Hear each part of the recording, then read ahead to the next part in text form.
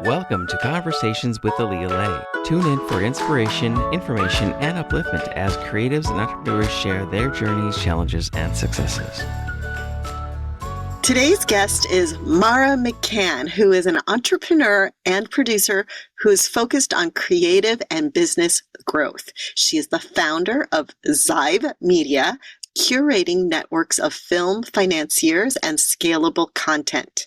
Mara is currently an advisor at South by Southwest Tech Pitch and the Long Beach Tech Accelerator, mentoring pre-seed companies in entertainment. Zive Media is excited to announce their membership community and distribution incubator for writers, directors, and actor producers to launch their films. Zive provides partners, producers, and mentorship for creators bringing feature films and series to the market. To message Zhive Media and Mara, please connect to Mara on LinkedIn. So I just want to say thank you, Mara, so much for being here today. Yes, of course. It is my pleasure. So tell us a little bit about you, how you got started, where you are now, kind of the things that I think that would be really lovely and interesting here. And if it's okay, I'll probably interrupt with some questions here and there. Sure, of course. So, I have an interesting journey. We all have our journey stories. I know for me, I've always been an actress. So even during college, I was making my own performances and writing my own plays so I could get better roles even in college. And then after I graduated, I had my own theater company. Later, I had a stint where I lived in Europe, touring with an experimental theater company. But I learned early on that I could always make money as an actress. And I think I was very lucky in understanding that if you understood business, you could always find yourself a job. And so even when I started my theater company right after college, I saw an advertisement for a grant and I applied and didn't think that I knew anything about grant writing. I was just 25 at the time. But then I met with them and I learned that I could reach out, even if I didn't know how to do something, find somebody to help me, to tell me, answer my questions, and then really take action. When I got that first grant, it really set me on a path of really understanding myself as an entrepreneur and starting to develop and hone that. I think flash forward and, life in New York, my life, quote unquote, always in New York was in the startup world. And I was very lucky to have great mentors who really taught me about what it meant to be an entrepreneur, to be in the startup world, doing from sales and business development, strategic partnerships, and then also raising money. And all of this applies lovely and thankfully to the film business, which we are in. So during COVID, I didn't know what I was going to do because all of my acting work, of course, like everybody else, the acting work died. And I thought, well, what am I going to do with myself, And so I took a beat and I had an idea. I'm like, well, what if I started teaching filmmakers business strategy? Maybe I would get better acting roles. And, flash forward a few more years later, and we have Zhive Media now. I'm producing multiple films that are coming out this coming year. I'm also acting with great other talent and really happy. And really, I think for me, what I learned is originally I'm from Iowa, just a gravel road, middle of nowhere. I didn't go to a famous school. I didn't really have a family, certainly of note. But when you really have just a desire to learn and can take the time to learn, a lot of things are possible, And so I think that my journey to this moment and creating an incubator for distribution and our network and amazing partnerships has really simply been based on my desire to learn. Mm-hmm. That is so fantastic, Mara. This is amazing, your journey so far. I know it's kind of crazy to try to synopsize your entire life in this little few minutes, but you did fantastic. Some questions that came up is could you clarify what an incubator is specifically for those who may never have heard of this kind of terminology? Sure. So, in the startup world, an incubator is simply a place where a person with an idea who wants to build a company can go and get help, mentorship, and resources. And so in the film business, I really felt like, look, guys, your film is a business. You have to make an LLC. Any actors listening, that's what we have to do. Every film has its own LLC. So I wanted to create a space for filmmakers. And because so many of us actors now are writing and directing and producing, so we can have more of the work that we want to have and really owning our careers, I wanted a space we could really help people understand, what does it mean to make a financial model for your film? And what does that mean? What does it mean to get distribution? What does it mean to find producers who can seek money, those investors with you? So the idea of an incubator is simply a space with mentors and resources to help you execute. Mhm. Wow, that is so great. So it's almost like so an incubator is kind of like a mentorship shop, a one-stop, or at least yours sounds like a one-stop mentorship shop for creating film or media or series, right? Basically, that's exactly it. And I like that. I mean, it's what I really felt when I was taking time to, and getting great mentors to teach me the business of the business. I felt that I had to spend thousands of hours in a very short period of time on the phone. And I wanted to make it easier for people who really want to have a moment, who want to create their own path in the business for themselves, to make that a little easier. So I have, 40 weeks of master classes, as part of our network.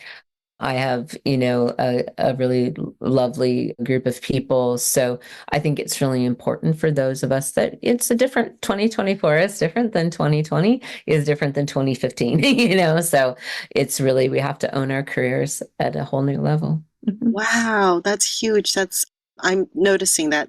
Even I'm thinking about actually doing more like my own stuff. Before, I was always like, no, I'm only just going to audition, but even I'm thinking about it. But to go back a little bit further, a few things. One, how much would something like this cost? And what if there's a lot of people who might be listening who are actors who are like, quote unquote, starving artists right now? What do you recommend for people to do? So how much does it cost? What do you recommend people to do if they don't have funds? And then some more questions later, but those two first. Sure. I think that, anybody, when, cash flow is a problem, right? You pay attention to that. And I think that's what's the beautiful thing about TikTok, is about, YouTube, about LinkedIn, is that a lot of people like this podcast, right? It's free. People in the audience are going to get to listen to free. So it's really paying attention to, all the great coaches and mentors always have something that's free that you can go learn as much as you possibly can, and so I think the other great thing to do is volunteer. I mean, we all need to get paid and want to get paid, but volunteer, help a filmmaker, like find locations and, start building a network, because you can learn on the job by volunteering your time. And for me, I think when you realize, like, well, if you don't have money, then you got to find time. You got two things. Either you have money so you can hire people, or you don't have money, then the only thing you got is time. But time is huge. So then you find the people you want to align with. You say, hey, Mara, like, I don't have money, but I got time. What do you need help with? I'm like, I need somebody like to edit, like, I don't know, 10 hours into TikToks. Can you do that? And a smart person would go like, well, sure, I have a great AI tool and I can edit all of those 10 hours in 10 minutes. I'll be like, smart you, let's work. So I think it's really that mindset of there's always a way. I have one of our producing partners, and she has a thing. She says there's always a solution, but most of us are so used to seeing the problems that we never see opportunity. It just walks right by us. It's like those studies that are done with mice that, they grow up in a cage with horizontal lines, and when you put them in a cage with vertical, they can't see straight. And so I think it's really trying to be mindful of where is the opportunity and what can be done. Right. Oh, I love that so much. That's so great. Thank you. So we were starting to talk briefly right before I hit record on the podcast, and you have so much experience. What are some things that based on your level of experience now, that you'd like to share with, actors, producers, filmmakers, that you found would be really insightful and helpful on their journey? One of the biggest things as of late that I talk a lot about, and I think that we all get into this trap is that a lot of times we might have this feeling of being stuck. And, we hear that a lot, like I'm stuck. And I think oftentimes too, in the world of self-help, we think, oh, it's something about me that I need to change. I'm procrastinating. I'm not doing enough. I need to do more. And that is why I'm stuck. But really, as an entrepreneur, what I've found in filmmakers, actors, we're entrepreneurs. This is like, welcome to 2024. This is what this is that when we get stuck, what it really is more about is that there's a who that we need to help us get to the next moment. And, I think a lot of times as actors, we think, oh, well, I just need an agent, then all my problems are be solved. And so there's one who. Here's the next trap, right? Is that we think like, though there's one magical person to solve all the problems, when instead, like my job every day is looking at like what's in front of me and who is the person that's going to help me either make that decision or understand my next steps. So I have an opportunity to pitch a pilot that I'd like to have done. And so that kind of just happened. And all of a sudden my brain is going to scrambled eggs, right? Like, how can all of this get done? But then I'm smart enough now to go like, wait a minute, full stop. I should call producing partner number 1 in Oregon and say, hey, I have an opportunity to sell this show, but I need you to help me. How can we make this happen? This pilot. And so I think a lot of times there's a who, and starting to pay attention that the solution to getting unstuck, sometimes you need to talk to, maybe as an actor, you feel stuck. Maybe you need an agent, but do you need a brand manager to help you understand a better photo shoot? Or maybe your who is somebody to help you make a newsletter that looks better. Maybe your who is somebody to, teach you how to make better TikTok content, So I think really paying attention to that the solution that you need right now to get unstuck is often a who. Who is it that you can call to help solve a problem and or help you make a decision? I think a lot of times there's so many decisions every day that we have to make. It's very daunting. And, sometimes my who is like, I better call my admin, or my who is, one of our finance partners, my who is going to help me solve this problem, not how do I do it alone. Oh, that is so great. Because I know, at least for me, I do think, how do I solve my problem of being stuck? And I'm thinking, and then I have it's very limited. Who, it's who, right? I think we all, and that probably should be a t-shirt or something, but yeah, we think, how can I solve me being stuck? It's not it's who can I call to help me? Who, Right. and I think what I found too is that the most confident people are the ones who are most adept at asking for help. And it comes from this like lack of confidence, in ourselves, which is fine, about this barrier, because there's always this barrier in asking for help, and getting on the call, getting on the phone, saying, hey, I need help solve this problem with me. But there are moments where that I think when you get tired of just feeling that stuck feeling, it's worth it. And what I have confidence in myself now is that I will take action, and so for me, it made a big shift in like my identity wasn't like, oh, everybody needs to think that, I can handle everything. Yeah. No. My confidence comes from the fact is that if I call Matt, well, I'm going to call Matt tonight after we do this podcast, and I'm going to ask him about a finance model. My confidence is that whatever he tells me, I will take action on. And that's where I feel my confidence is that I will take action. So it makes it easy for me to pick up the phone. Wow, that is great. And you said that originally you didn't have that confidence. What Did not. Right. So that's huge. How did you develop this confidence now? I mean, now obviously you take action, I think, this. How did your identity change, or how, maybe I'm asking too many how questions now. I don't know. yeah, no, it was interesting. It was a very firm pivot mentally.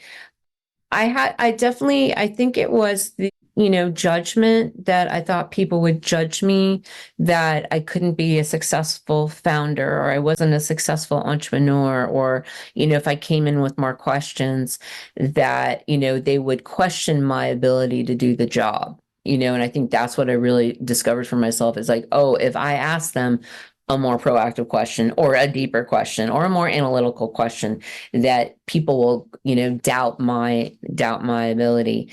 And when I started really understanding that, and then there was really a moment with Zive where it was early on, but there was about 6 months and I was like, I'm not growing. What is going on? And I think the problem with it is that, and this is a lot of times I decode for a lot of people, why are they stuck and how to be kind of unstuck.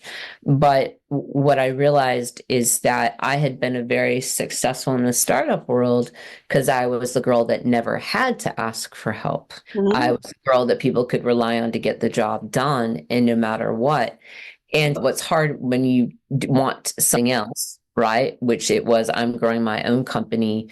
There was a moment that, oh, if I don't start asking for help, we're going to fail, period. And skill set that I built my first success on is not the skill set that success number 2 comes on. And so there's a certain moment where and so I had to really start understanding that, oh, my full-time job now is asking for help, period. And it's not about, I had to let go of my limitation of thinking, oh, what if people judge me? And I stopped caring because I was like, wow, I got to grow or we're going to go down. And, it was in that moment and then it became more of a habit. And I think that was the other thing, that everything new behavior. And I was really watching myself and why we weren't moving forward. And it's always about me. That's also what I've learned about entrepreneurship and, in companies and building companies. It's that it's not the world, it's not the external business, it's us. What I can change and control is myself and what I think and what I do. It was a lot of hard and deep introspection, which is really what I think of entrepreneurship and being an actor and all of that. It's that my desire to grow has led me to do new behavior. Wow, that's fantastic. Did you know for yourself with Zive, now that you've created this company, is it because you had a clear goal? And so that therefore you knew it wasn't moving towards that? And that's where some of that change started to self-introspection and all that change started to happen? Was it because you were clear what your goal was already? No. No. No. Yes. No. I think we live in a world of deception where people who get any success have some clear goal. And I think I'm sorry, but I'm so provocative. I think goals are stupid. I think they're horrible. Wow. I think they're stupid and horrible because we're changing and growing beings. And I don't think that goals really allow for a creative adventure. I am very clear about what I want. That I am very clear with. But what I want is actionable.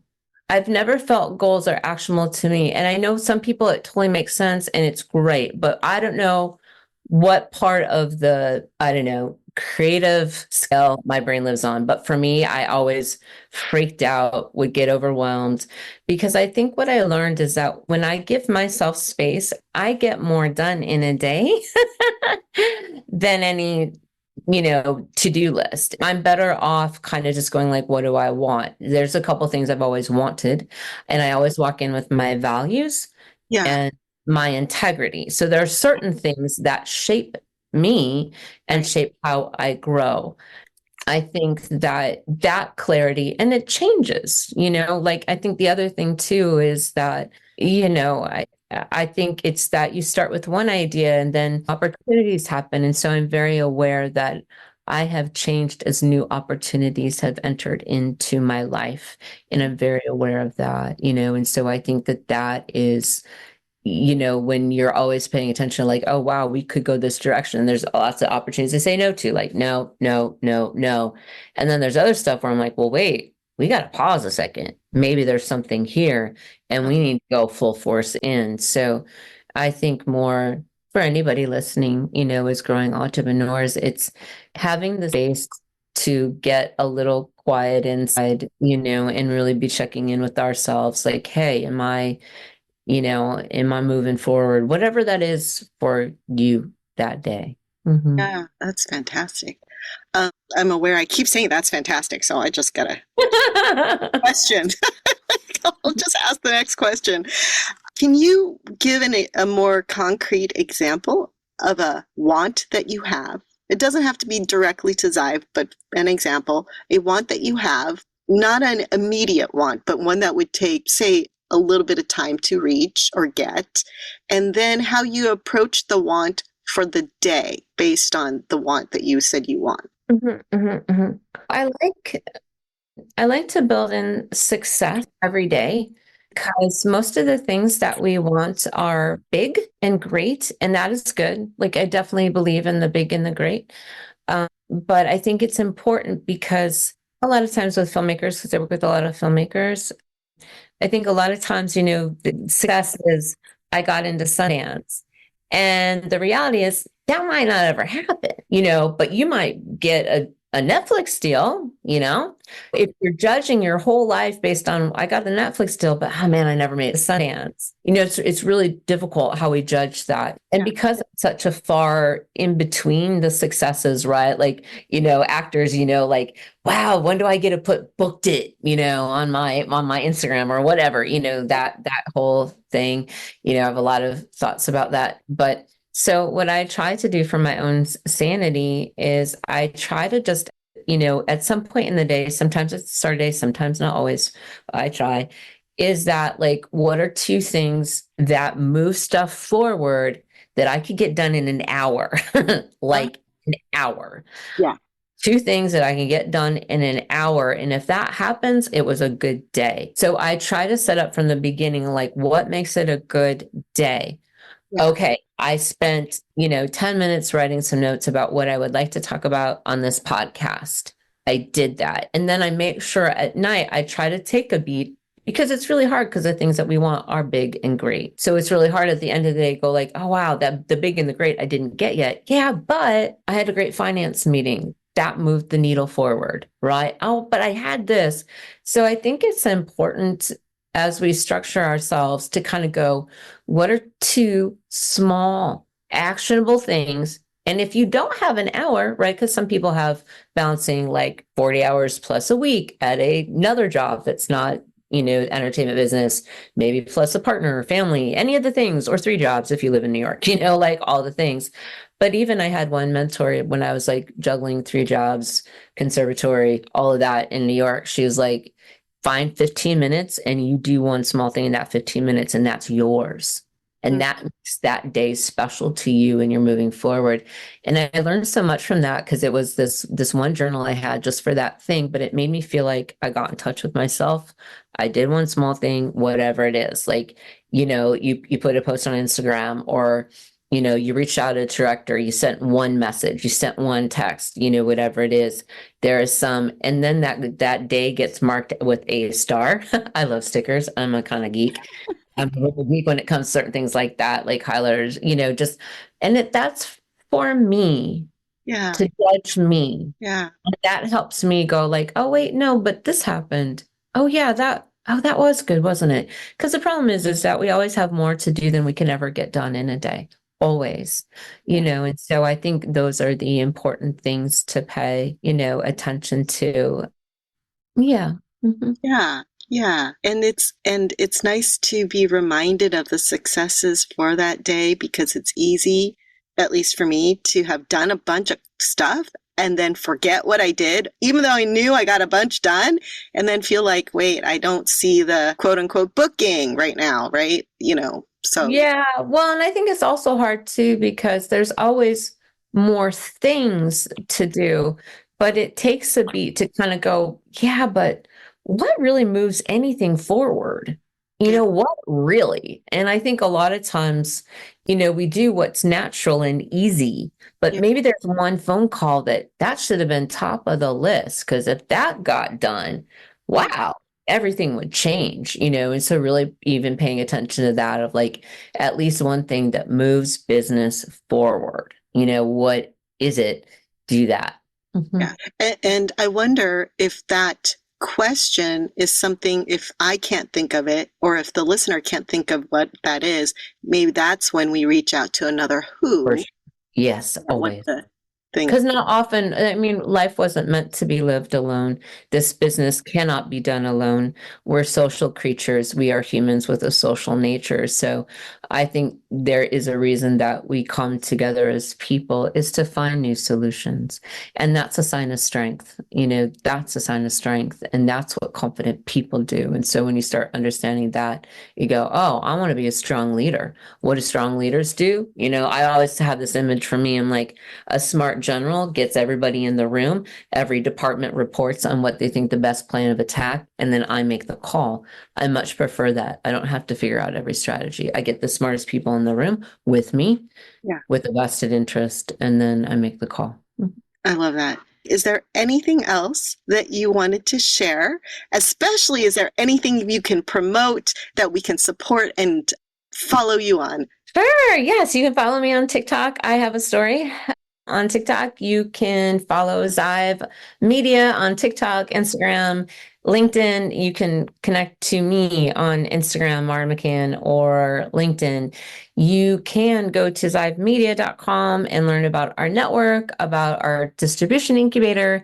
And then also we're doing an in-person event in Los Angeles in October, the end of October, three-day event with all really about creating an ecosystem of independent film that is getting made, that we are helping get made and greenlit for this coming year. So if people want to connect to me, I'm happy to, send an invite to that.